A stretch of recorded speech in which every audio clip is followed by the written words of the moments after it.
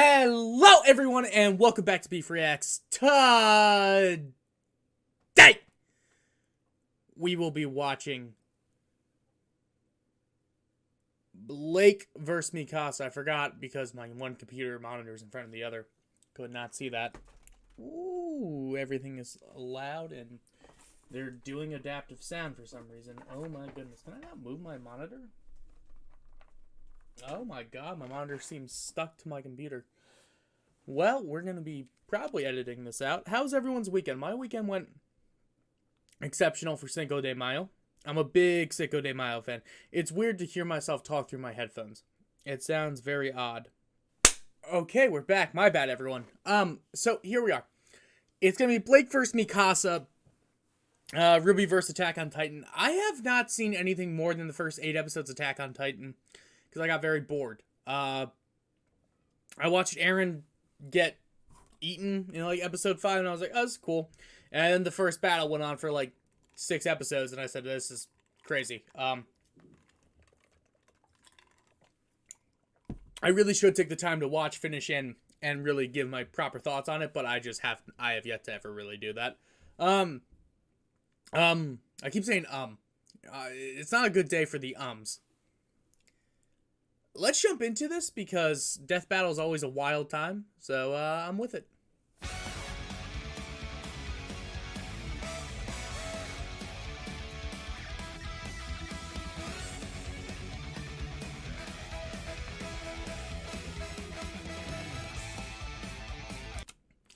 I feel like making merch has got to be a fun task. I wonder how you go about it, but they've been doing this for over 10 years. Really? Started in 20... Okay, we're back. Yeah, today, let's just hope today's ads are not crazy. Blake Belladonna, the feline hunter. First off, they picked a phenomenal photo of Blake. A great photo of our favorite faunus. Arf! Blake Belladonna, the feline huntress from Ruby. And Mikasa Ackerman, the giant killing scout from Attack on Titan. These two reluctant heroes are fighting for a better world. What'll happen when they go toe-to-toe to see who's the swingiest and the cuttiest? He's Wiz and I'm Boomstick. And it's our job to analyze their weapons, armor, and skills to find out who would win a death battle. Off the bat, without knowing much,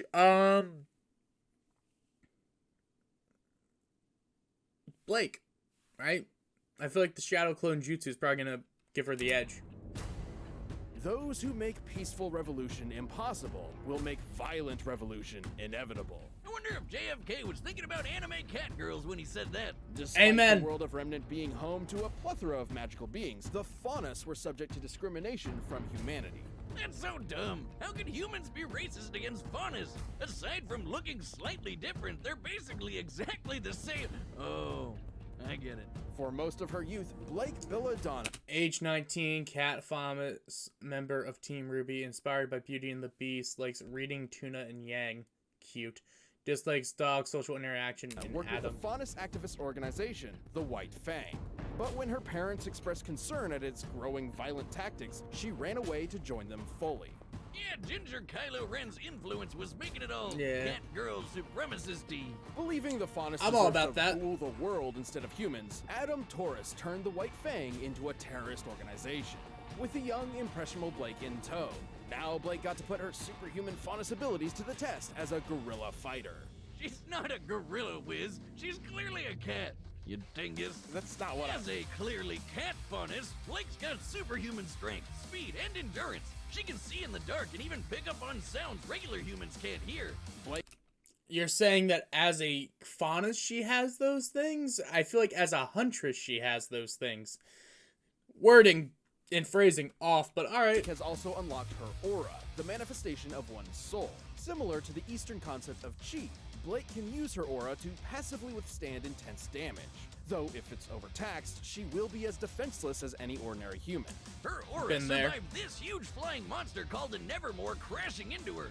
Twice! Measuring the size of the Nevermore compared to the stone structure it shattered, we can gauge it had to have fragmented over 2,000 cubic meters of rock. That means Blake's aura ate over 4. Nevermores don't pose nearly as much as a threat to Beacon's 100 as they did in Volume 1. Currently, Blake should be much stronger than them. Tons of TNT Yeah. without even breaking. I guess you could say she, sold it. Eh? Don't try that again, or I'm gonna have to cut you with a sword as sharp as Gamble's Shroud. It's everything you could ever want in a sick. Gear and abilities. Faunus ability, superhero and that's not a Faunus ability. That is not what she gets for being a cat girl. No. Aura, passive shield, yeah. Healing, yeah. Shadow semblance. Gamble, shroud, katana, shield, sword, pistol. 96 meter, yeah. Thick anime combo weapon, part katana, part kasurigama, and it wouldn't be Ruby if it wasn't part gun. Hell, We always love Sheath us is a good sword gun. Too. That's just showing off, and I like it. The 96-meter long elastic ribbon attached to the katana's hilt By comparing the amount of times Blake and Yang wrap Gamble shroud around the manticore grim. Blake used Gamble's Shroud as a grappling hook for maneuverability and creative attacks. An invaluable asset for the White Fang and her new boyfriend. Well, until he threatened to blow up a bunch of innocent people. Now, instead of a bad Yeah. boy, he's just a boy that is bad. Horrified, Blake turned her back on Adam and the White Fang, and for the second time in her life, she ran away. It's like running away is her superpower. In a sense, It's not. She ran away. I hate that. I still hate the phrase like. She ran away from home, but like. What like okay. If you're running away from something, you're also running towards something else. I feel like people don't understand that concept, right? Like, if I ran away from home, where am I running to? Well, you ran away from home. It's like, okay, to what? Blake ran away from home to fight for her cause. Blake ran away from the White Fang.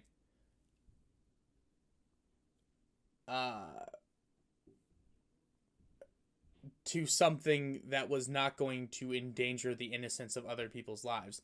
Well, she should have stayed and fought and died. Like, I just find it such a silly conversation. It's like, seems like she runs away a lot. It's like, yeah. I mean, like, obviously, if those of you that know me know I highly disagree with the decisions after the fall of Beacon that she had made.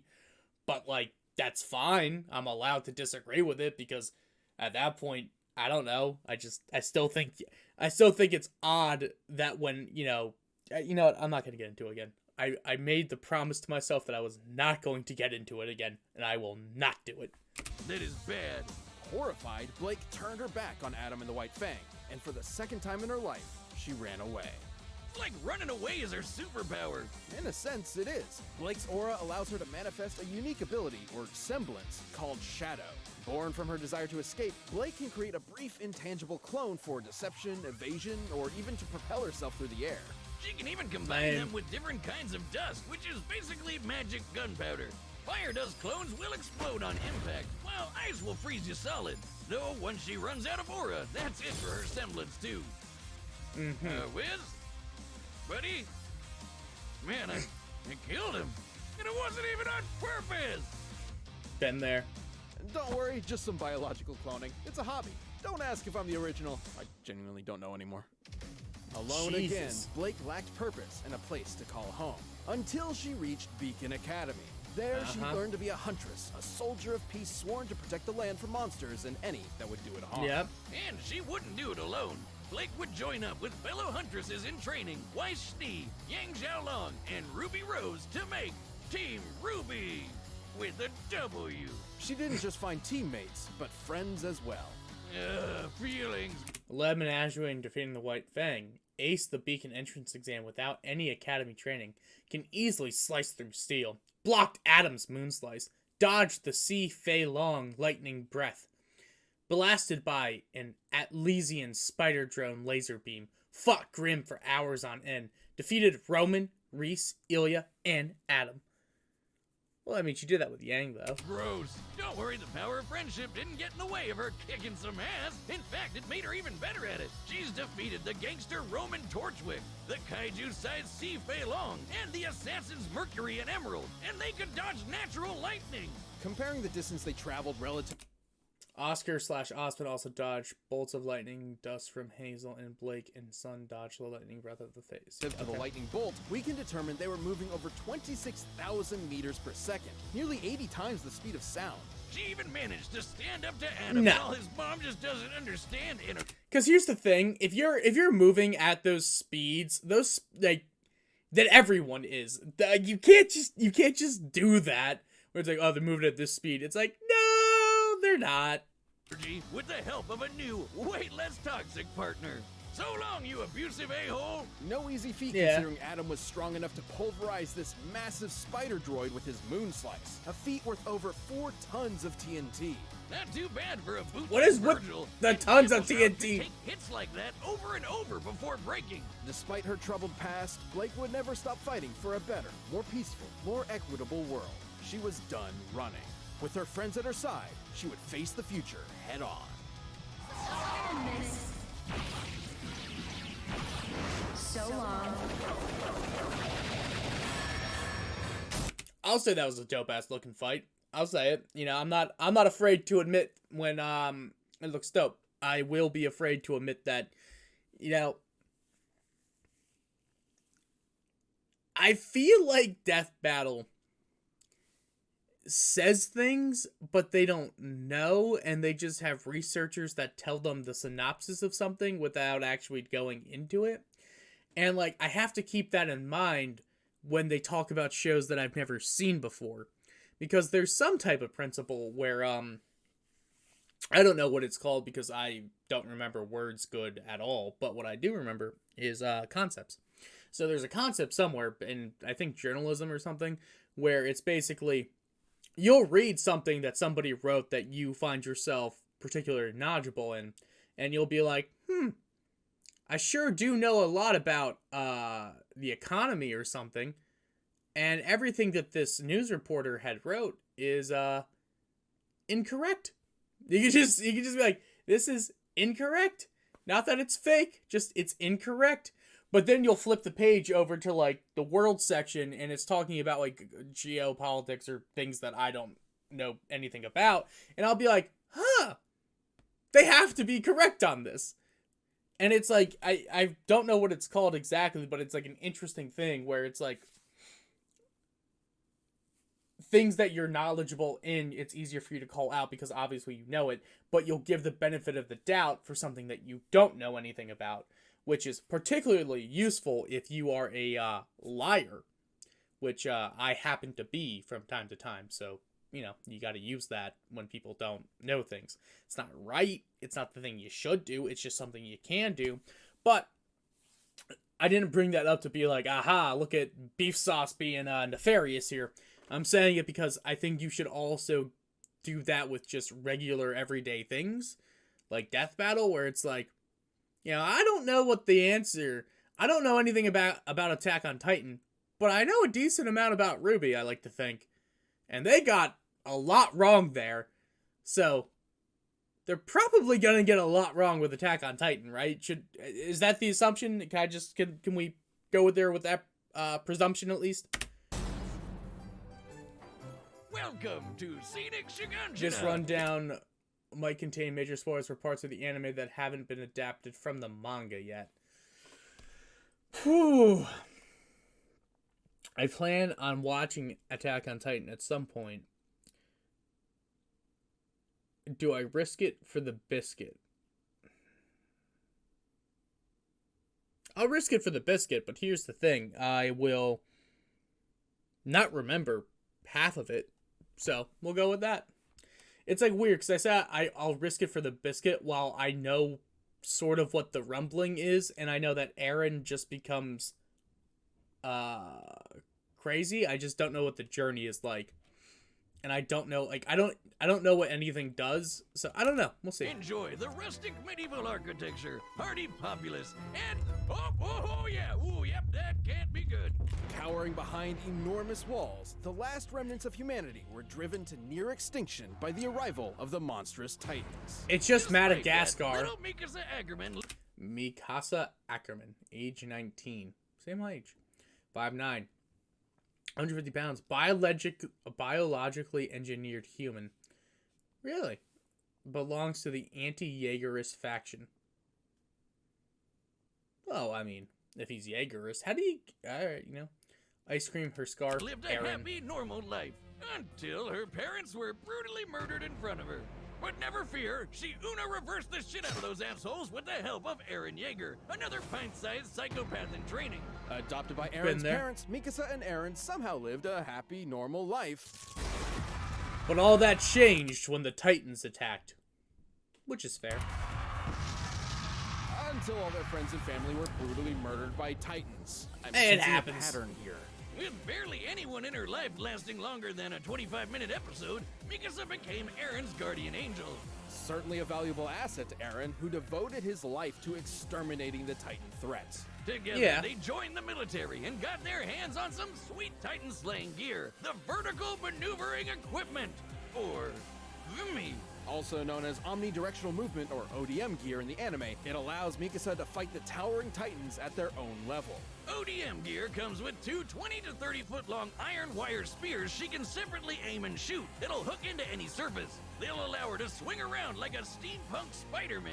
She can zoom through the air and change directions on a dime with a special... The part that blows gas towards the fan in the emission systems are back boxes. Technical specs, maintenance, parts of the fan, gas pressure.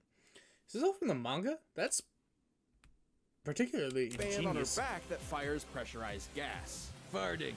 That's called farting, Wiz. Discover La Roche-Posay Yes, it Ontario's is. Fluid light. I won't. We'll go back. It's pressurized gas. Farting. That's called farting, Wiz. Damn right it is, baby! What a goofball. That's not even a good raspberry. That's not how you blow raspberries, bro. I'll get another clone. So they cut every arm off of the Mikasa's clones? ODM gear can propel her at speeds up to 366 kilometers per hour. That's almost a third the speed of sound. Assuming she can reach top speeds in a second, that's over 10 G's of force, 10 times Earth's gravity. For reference, astronauts withstand about 3 G's of force during liftoff, and fighter pilots can withstand up to 9 G's for a second or two during aerial combat. Even just 6 G's for a sustained period of time can be fatal for a human being, but Mikasa can survive almost twice that much and fight giant monsters at the same time. That insane speed. Well, like, here's the thing. You just said that the other one went 20 times the speed of sound. So again, I don't really know how Blake loses that with speed. Ackerman's blood, superhuman strength and speed, experience from of past Ackermans. Iron wire hook, specialized gas fans, carries up to 12 at a time. Ultra hard steel blades, thunder spear carries up to 8 at a time. It Anti-personal makes her pistol. especially deadly when she whips out her special Titan slashing swords made of ultra hard steel. And that's exactly the term I'd use to describe myself after watching what they can do to a Titan. Despite their name, they're rather fragile, at least relative to the super tough Titan skin they have to repeatedly cut. So Mikasa carries a set of 12 that she can easily dispose of and replace mid-combat. Yeah, that kind of became a problem when some super intelligent Titans started sporting crazy tough armor. That's when Mikasa breaks out the big guns, the Thunder Spears. Essentially proto-bazookas, the Thunder Spears are thrown like javelins. They're sharp enough to pierce even the armored Titan's impenetrable hide, and once their fuse is severed, they'll explode, devastating anything within range. Shattering I like the that. armored Titan's armor is no joke. It was tough enough to tank punching a hole through Walmaria. By measuring the size of the gate in comparison to, let's go with this guy, we can determine the armored Titan violently fragmented over 1,000 cubic meters of rock. That'd take over 18 tons of TNT. Wait, TNT? That's bigger TNT than what Blake did.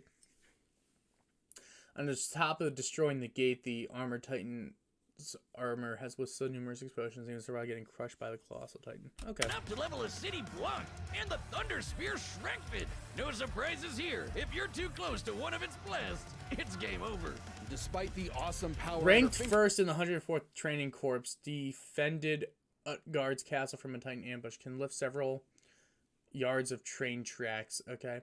Blitzed the Jaw Titan, avoided a shot from the Warhammer Titan's crossbow, squeezed by Pure Titan, survived being hit by Thunderspeel shrapnel, defeated the female Titan, Armored Titan, and anti-personnel police, dealt the fingertips. Okay. Mikasa only really joined the military to watch over and protect Eren. Like a loving mother hen of death. And that became way harder once Eren learned he could also turn into one of those super intelligent Titans. Now humanity's greatest weapon against the Titan menace, Eren was at the center of all major anti-Titan operations, which meant Mikasa was there too, ruthlessly dispatching anyone that might harm him. Get over yourself, Eren. So what if your childhood home was destroyed by a Titan? You're living rent-free in this girl's head. And it could be worse. You could be Armin. Man, it's like she's programmed to protect him. You're not off base. Mikasa's last name isn't inconsequential. Ages ago, the Ackermans were... I also learned quite a bit about the Ackermans while I was there. I know what you're saying. Why you're so strong. Even now, there are so many things. Yeah, okay. But as a result of the Elgin Empire messing blah, blah, blah, blah, blah. The Ackerman family was created the king of Eldia. Because of this, once an Ackerman recognized someone as their master, their dormant warrior instincts awakened. Were bioengineered to be subservient super soldier royal guards to the mighty Eldian emperor. Well, wherever all that shit came from, Mikasa's got the Ackerman blood coursing through her veins. The same blood that gives her a fraction. Although the Ackerman clan strength was obviously greater than average, Eren's statement that the power of the Titans was likely an exaggeration to shock Mikasa. Of a Titan's power without transforming. Holy crap! It's that power that allowed Captain Levi, another Ackerman, to dodge point-blank bullets. That's over Mach 2, and Mikasa can easily keep up with him. It also lets her subconsciously tap into the combined experience and battle instincts of Ackerman's past. She's like the avatar of Titan murder. That's kind of dope. This blood bond with Eren means that even when he goes too far, she's obligated to protect him, kind of like a robot. I don't buy it, Wiz. She doesn't love him because of her DNA. She loves him because he's the only one who stood up for her when she couldn't stand up for herself. When she looks at him and the rest of her friends, she sees a hope for a brighter tomorrow. Wow, Boomstick. That was touching. That was beautiful. And she has fart powers. Well, it was nice while it lasted. No, that's still nice. Another word of this. No point. So now that we have everything, we're about to get into the sponsor. I feel like Blake's got to win it, right?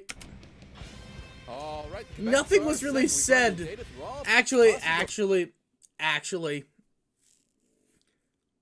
she has avatar strength, so she could just call on previous experience. Okay, well, I'll take it. But first, if you've got a love life as intense as Blake and Mikasa's, you might want to check out Blue Chew. This episode of Death Battle is brought to you by... Alright. It's time for a death battle! Woo! Death battle! Hey! Civilians were supposed to evacuate this area hours ago! Get the hell out of here! They're coming! You deaf? I said get the hell! What was the point in doing this?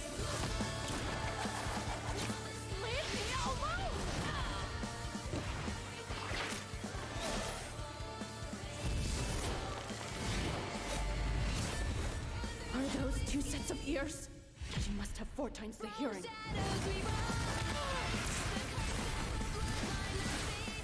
That's not how that works.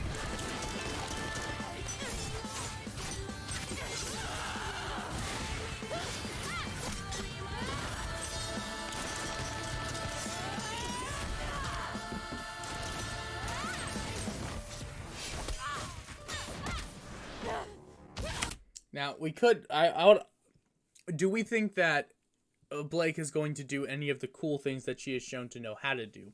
Like combining dust with her semblance. I know they brought that up, but like they only brought up the ice and the fire. They didn't bring up any of what the other ones do. Now, mind you, I don't know what the other ones do, but like they happen.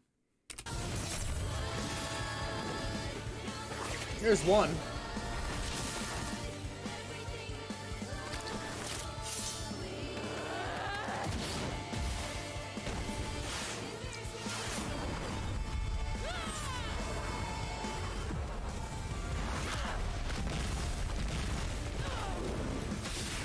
Now, is Blake smart enough to notice that the pack is doing 99% of the work? Like, what if she just takes the pack out? She likes popping those clones and attacking me from behind.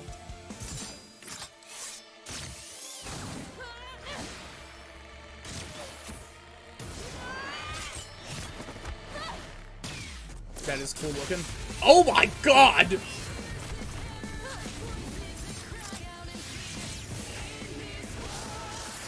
No. Alright, that's a cool shot. Get out. You're Audi 5000. Yeah.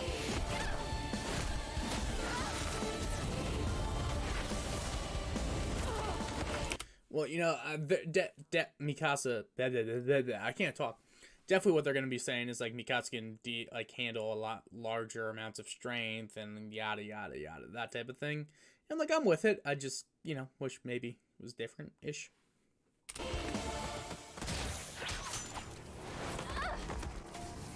Alright, that wasn't cool. Not the javelins.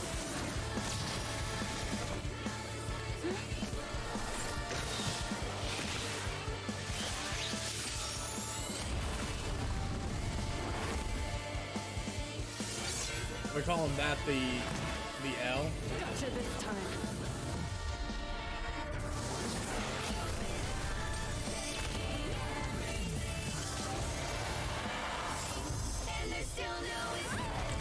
Not the arm. Not the same thing that was done to Yang. Messed up.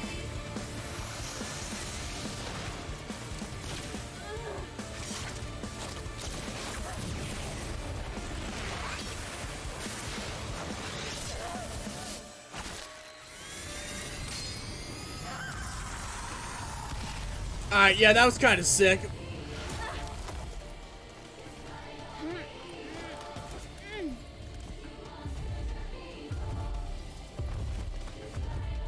Are they really gonna say tie to this? I told her not to get too close to that thunder spear. Too bad she can't hear omniscient narration from beyond the fourth wall. Despite Mikasa's overwhelming and frankly terrifying tenacity, Blake's varied arsenal and powers gave her a clear edge. The ODM gear allowed Mikasa to keep up with Gamble Shroud's agility, but in terms of offense, Mikasa was kind of a one-trick pony.